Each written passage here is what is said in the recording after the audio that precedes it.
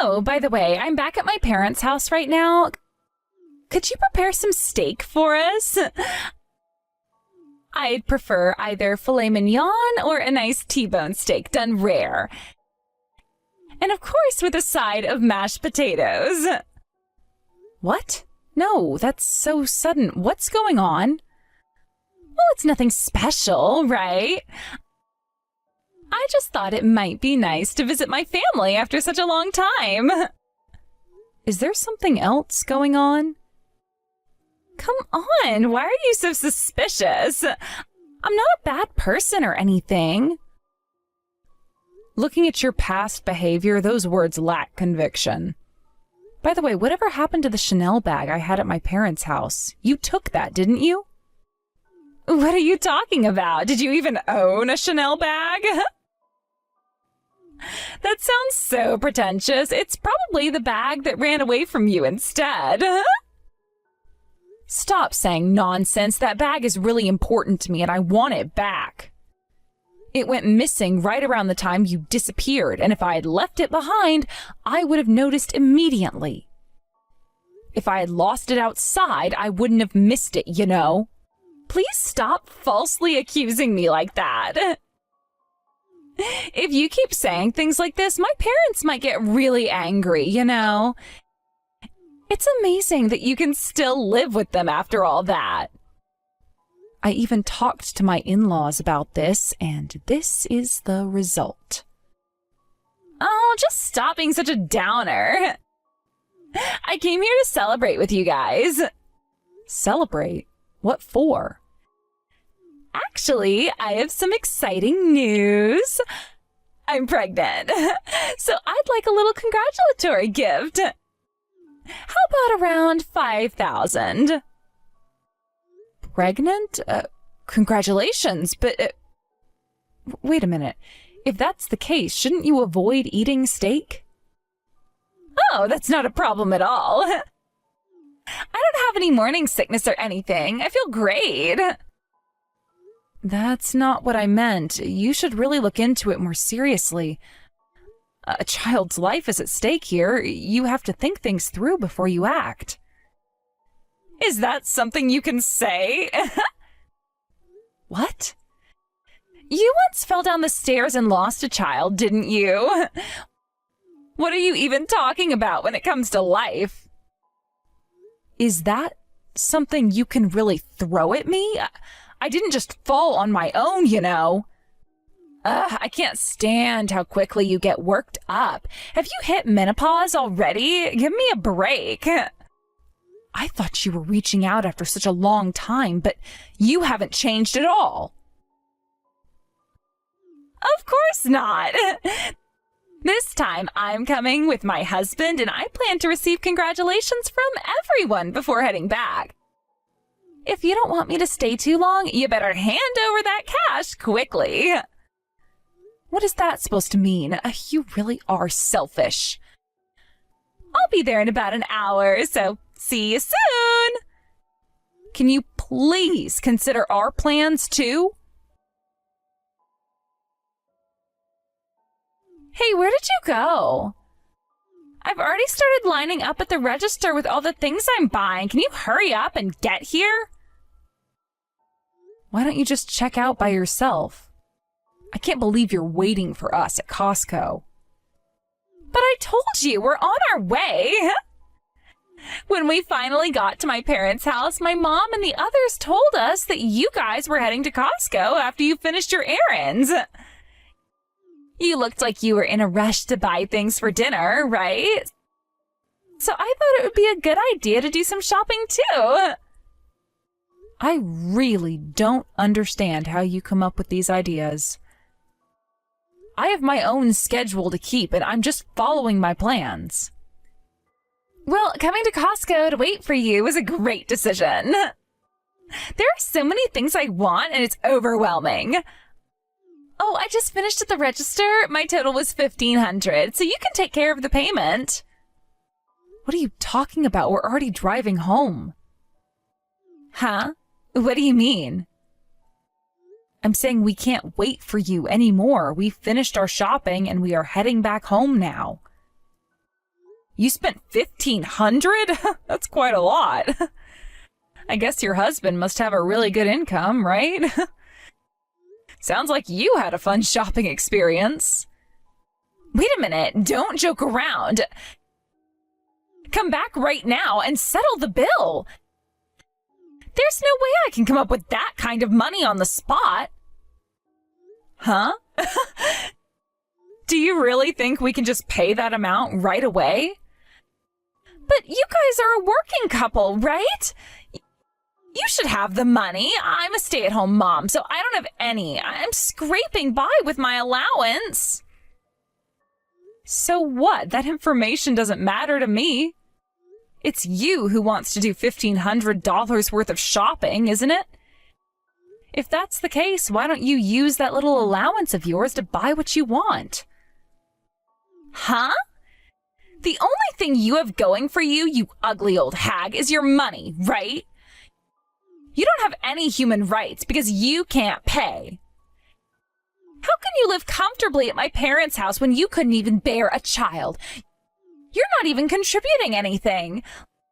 Living with them means you're saving on rent. Just consider it gratitude for me moving out. You're saying some pretty harsh things. You chose to be a stay-at-home mom. The people who work earn money because they're using their time, not to give money to those who don't work. Oh, come on. My husband is getting irritated. I told him you'd take care of the bill. If you say that, he might think it's strange, but your husband seems pretty reasonable. If he has any common sense, he wouldn't just fill the cart with $1,500 worth of stuff just because someone else is paying for it. That's why I was being held back, but I told him you were rich, so it was fine. Most of the stuff in the cart is what I want anyway. There's no way I can put everything back on the shelves now. If I just leave the cart here, my husband is going to explode. Please help me out. No one is going to just say, okay, I understand, when you say something so selfish. Wait, hold on. This is bad. What now? We're not coming to help you no matter what happens.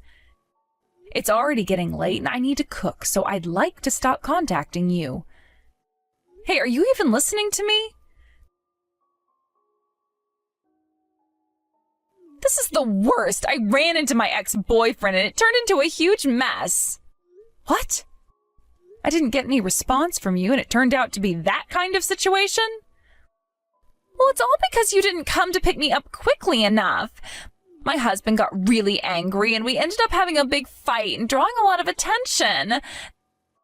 Then out of nowhere, my ex-boyfriend's girlfriend noticed me and came at me swinging. Wait, what?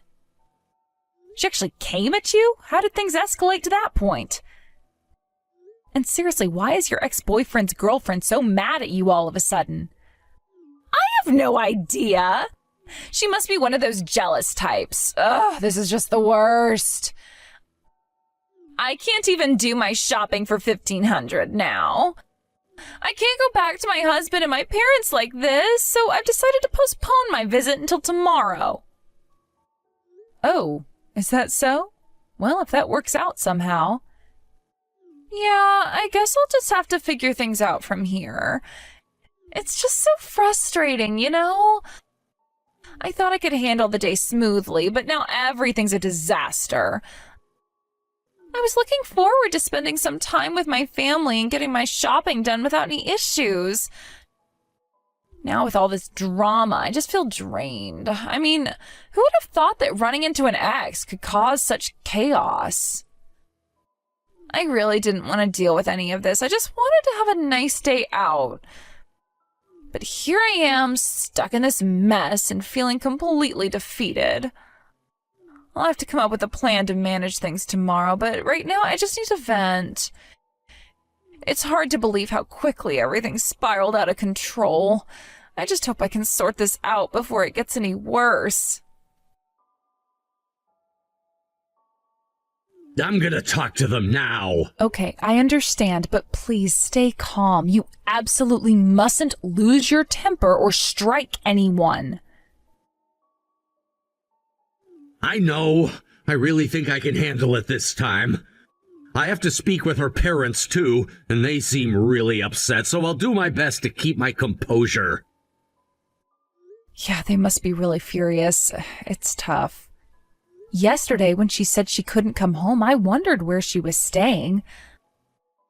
I never imagined she'd been taken to her in-laws' place. Honestly, she brought this on herself. Her past actions were reckless. She needs to face the consequences of her own choices. True, but still, it's shocking. She made a move on her fiancé, and now the fiancé's family is involved. It's like a train wreck you can't look away from. Right? She thought she could run away from her problems. She escaped her hometown only to collide with the reality of her actions, and now she's facing the wrath of everyone involved. It's sad, really. No one deserves to be treated like that. But the fact that she had an affair is inexcusable. Exactly, and now her parents are involved too. They must be devastated. I just can't believe she could stoop so low. I know it's frustrating, but you need to focus on your conversation with them. Remember what you're there for. You're right. I need to remain focused. But what she did to you, I can't let that slide. I appreciate that, but we have to approach this rationally. She claims it was just an accident, and I honestly don't know if it was intentional. Accident or not, the consequences were severe. You were pregnant and she collided with you, causing you to fall down the stairs. You really think she understands the weight of her actions? She insists it was an accident. I can't accuse her without proof. It's not fair to jump to conclusions. But she should feel guilty. Any normal person would feel terrible. She acts as if it's just another day for her without any remorse. I know, trust me, I am just as shocked. But remember, I'm going as a representative of my parents. I need to handle this calmly and maturely. Yeah, I get it. I'll be careful. I'm going in there, and I won't let my anger take control. Good. Just remember why you're there. Go take care of this. I will. Thanks for keeping me grounded. I'll talk to you later. Good luck. I'll be here waiting. Isabel, please, I need you to lend me some money. I can't go on living like this. I heard about it, Megan. Seems you've done something truly despicable. I can't believe you still had a relationship with your ex-boyfriend. That's just unacceptable. While your husband is away on business, you invite him over for secret meetings? How could you possibly deceive so many people at once? Honestly, I almost respect you for that. You heard everything from my brother, didn't you? Then you know how dire my situation is. I never thought it would come to this. I really believed that I would just get yelled at for old time's sake. But then they hired a detective and they figured out my current situation too. Today they managed to catch us in the act following our trail. Your ex's girlfriend, or should I say wife, must have been furious, right? The situation is messy and it's evident that you intended to involve everyone in this disaster. Now no one can hide your true nature. But it was thrilling. We had such great chemistry, something I don't have with my husband. It was just a physical relationship, and we both knew that. We were enjoying each other's bodies without any strings attached. You might call it thrilling, but once you're married, it's not just about you anymore. There's a family involved, and their lives are intertwined with yours. Just look at your parents, your brother, and your husband's family. They all took time out of their busy lives because of your actions. I don't want to hear your lectures. Just lend me the money. I promise I'll pay you back someday. I'm facing a massive compensation claim from his wife. My husband might divorce me. I won't be able to survive like this. Well, that's what you get. You should struggle through this. You had everyone around you being nice and helping you escape from problems until now, and this is how you ended up. It's hard to feel sympathy for you when all those you've harmed are suffering because of your selfish actions. So you're siding with my ex's wife? You're treating me like I'm some evil woman who's publicly shamed you. You're the one who continued to act wickedly. And here you are trying to cover your lies with more lies. Your parents and your husband's family had to gather for a meeting because of you. Sure, your dad was too overwhelmed to come, so your brother stepped in. I bet he just wanted to confirm the truth. He thought it was deliberate when I got pushed down the stairs. He's been attacking me about it, and I don't know why. That's not the point. The suspicion about the baby being your ex's child came about because of your careless words. You simply said, if you don't want it, just get rid of it without a second thought. Sure, maybe that was the flow of the conversation.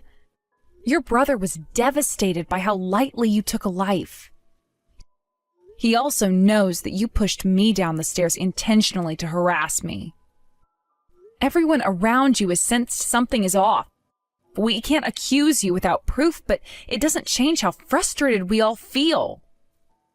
I'm telling you, that was an accident. Besides, it's all in the past, so don't bring it up again. Even if it was an accident, you were involved in the loss of that child's life. You can't deny that. If you hadn't pushed me, perhaps that child could have been born healthy. I wish it didn't matter, but I wanted you to understand the weight of that responsibility. This is why your brother can't hide his anger anymore. I get it already. I'm sorry. I apologize for what happened back then. And regarding this baby, if a DNA test proves it's not my husband's child, what if it isn't? The child isn't responsible for your actions. But if my husband divorces me, I won't be able to raise this child. I can't earn enough money to support a child. Then the child will have to be raised by your husband. If it turns out to be his child, he's willing to take custody and raise the child without you. But what if it's not? Then you need to take responsibility and figure out what to do. You're an adult. Stop relying on others to bail you out. But I've never worked a day in my life. Exactly. You've looked down on others for too long. You told me once that my only redeeming quality was being able to earn money because I'm an ugly old woman. So what about you? What do you have? What? Everyone ages, everyone becomes old. You won't stay young forever, and honestly, you're not that young anymore either. You've belittled working women for being housewives, but if your husband leaves you, what will you have left? Just another divorced woman with nothing to show for it? Do you have any skills or experience? What do you bring to the table? Don't say that. What am I supposed to do then? You're not helping. I don't have any obligation to help you after how you've lived your life. In fact, I resent you for taking that Chanel bag my mother bought me as a wedding gift. I already sold it. I'm sorry, I didn't know it was a gift. Even if it wasn't a wedding gift, that's irrelevant. I have plenty of reasons not to forgive you. You can't expect to get a pass just because I'm not shouting. I get it, but I don't have anyone else to turn to. Please, just help me this one time. I want you to know that I am pleased everything you hid has come to light. I hope everyone sees your true colors. A self-centered, worthless woman like you deserves to fall into hell. You're all heartless. You have no idea what it's like. I'm doing everything I can to protect this child, and all you do is judge me. You call that protection? Your actions show you couldn't care less about anyone but yourself. You don't deserve any sympathy or assistance. Megan was in a hurry, frantically making her way to her in-laws' home. The urgency in her steps spoke volumes about the turmoil she was feeling inside. It seemed that in her desperation, she resorted to an act of humility by performing a deep bow on the roadside, which is a traditional gesture of apology in Japanese culture. This act symbolizes not just an apology, but a deep-seated remorse for her past actions. However, despite her dramatic display of contrition, none of us, not my husband, nor my in-laws, nor I, could find it in our hearts to respond to her. We had all collectively chosen to shut ourselves off from her, building a barrier that was difficult to breach. In that moment, as she knelt on the ground, her face flushed with embarrassment and regret, we all pretended she was invisible. It was as if she had become a ghost of her former self, pleading for forgiveness while receiving none in return. Each one of us felt the sting of her previous actions, and our silence was a powerful statement of our disapproval and hurt. Time seemed to slow down as we stood there, grappling with our own feelings of betrayal and disappointment.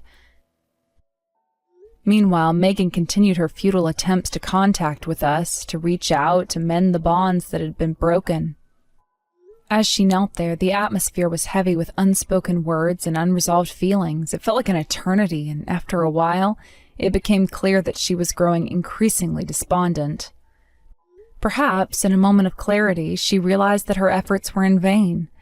After a long pause, she eventually seemed to give up, slowly rising to her feet before turning away and disappearing from our sight. It was as if she was finally coming to terms with the reality that no amount of bowing or pleading could fix the rift she had created within our family.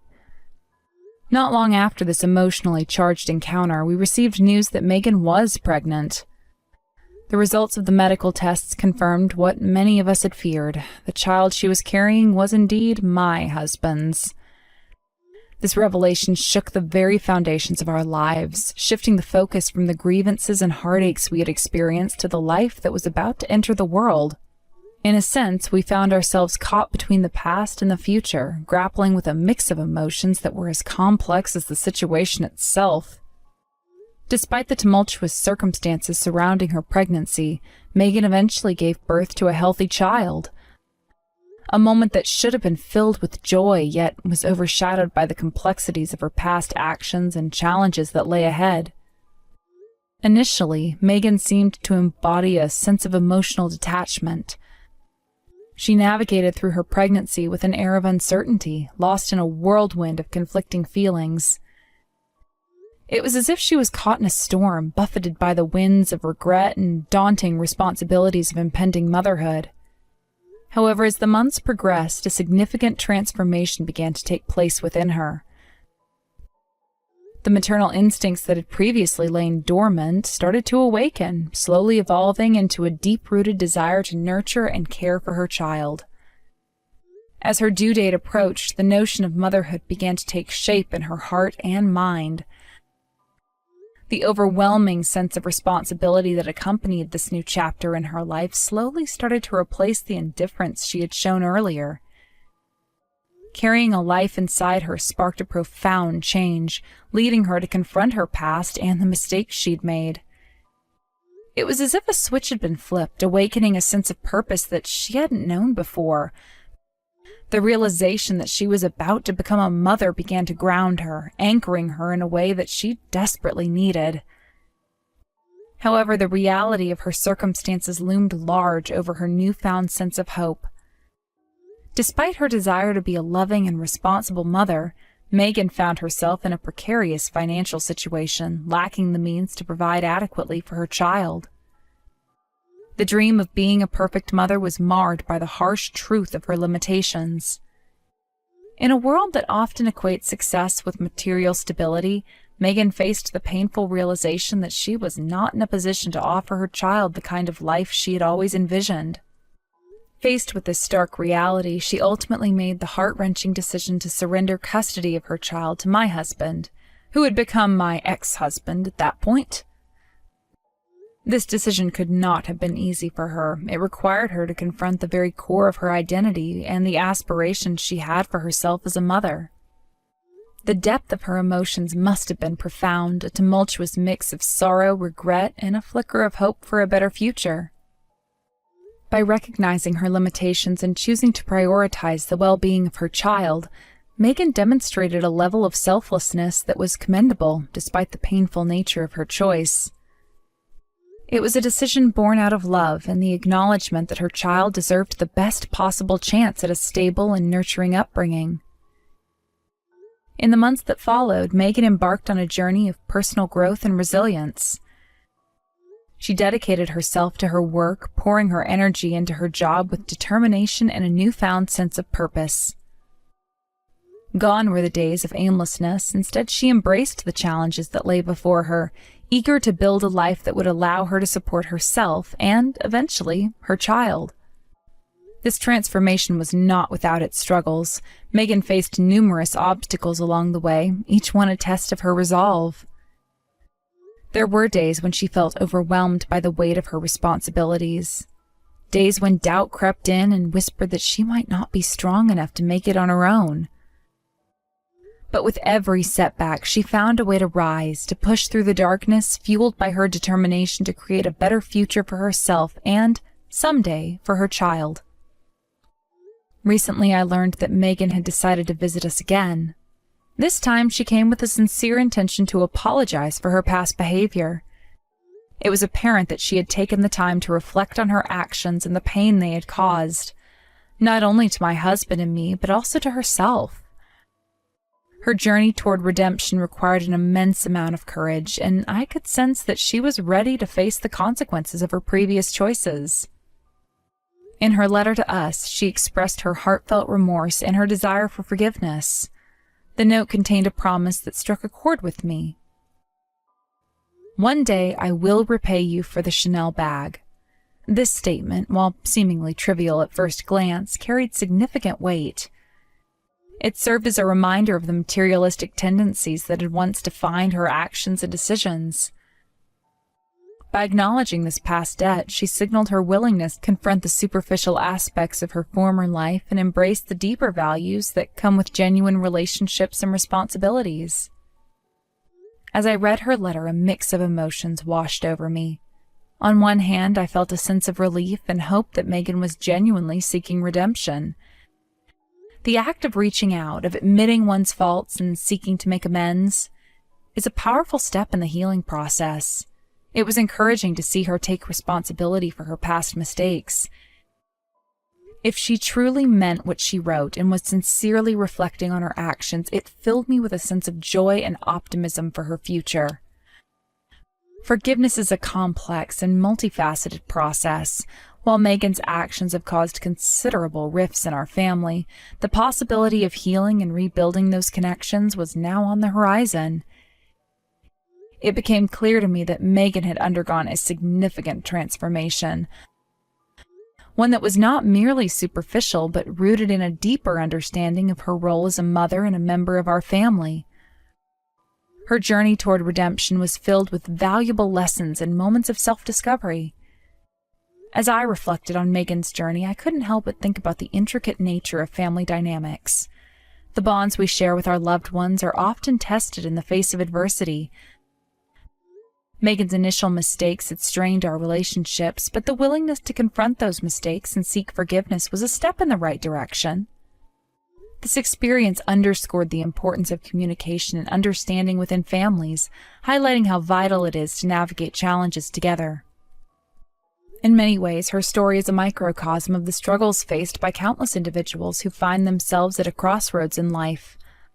Life is unpredictable, and our paths are often shaped by the choices we make. Megan's narrative serves as a poignant reminder that it is never too late to change course and strive for redemption.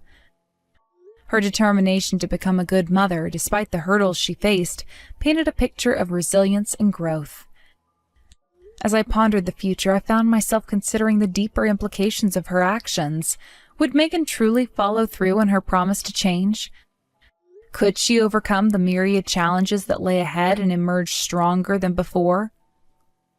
While the answers to these questions remain uncertain, I held on to the belief that with genuine effort and determination, she could carve out a new path for herself and her child. Ultimately, the most critical aspect of this journey is the connection she'll build with her child. It's not solely about financial stability or material possessions. It's about nurturing a loving environment where her child can thrive. I hope that Megan would recognize the profound impact of her choices on the life of her child, and I believed that with each step forward, she would continue to grow as a person and as a mother. As the days passed, I found myself reflecting on the road to forgiveness and redemption, realizing that it's often fraught with obstacles. Yet, as we navigate through life, it is crucial to remain open to the possibility of change. Just as Megan had begun to rewrite her narrative, we too have the ability to redefine our relationships and cultivate a sense of understanding and compassion for one another. As I consider Megan's journey, I realize that it encompasses not only her personal growth, but also the potential for reconciliation within our family. The act of apologizing is just the beginning. It opens the door for dialogue and healing. There's a delicate balance between holding on to past grievances and allowing space for forgiveness. While it is important to acknowledge the pain that's been caused, it's equally important to embrace the possibility of renewal. In closing, Megan's journey was not just an apology, it was a testament to the power of growth and the resilience of the human spirit. The path she traveled was filled with challenges, yet it also offered opportunities for learning and transformation. As I wished her the best on her journey, I hoped she would embrace the lessons learned and continue to strive for a better tomorrow. The road to healing may be long and filled with challenges, but with determination and support, there is always the possibility of a brighter future. Megan's story is not an isolated one. It's a narrative that resonates with many. It serves as a reminder that we are all capable of change, of seeking redemption and building a life that reflects our values and aspirations. Life's challenges may seem insurmountable at times, but through perseverance, self-reflection, and a willingness to grow, we can navigate the complexities of our relationships and emerge stronger. In the grand tapestry of life, each thread represents a choice, a moment of connection, or a lesson learned. Megan's thread has been woven with both dark and light, creating a unique pattern that reflects her journey. As she continues to move forward, I'm hopeful that her story will inspire others to embrace their own paths of growth and redemption. As we look to the future, I'm reminded that forgiveness is not a destination, but a journey. It requires ongoing effort, empathy, and understanding. Each day presents new opportunities to practice compassion, to extend a hand, and to foster healing within ourselves and in our relationships. It's a commitment to nurture the bonds that unite us, recognizing that we are all imperfect beings, striving for connection and understanding. In conclusion, as Megan embarks on this new chapter of her life, I'll be rooting for her. I believe in her ability to grow, to learn, and to become the mother she aspires to be. The path ahead may be fraught with challenges, but it's also filled with hope, love, and the promise of redemption. As we navigate this journey together, I hold on to the belief that healing is possible, and that the bonds of family can be mended through understanding and compassion.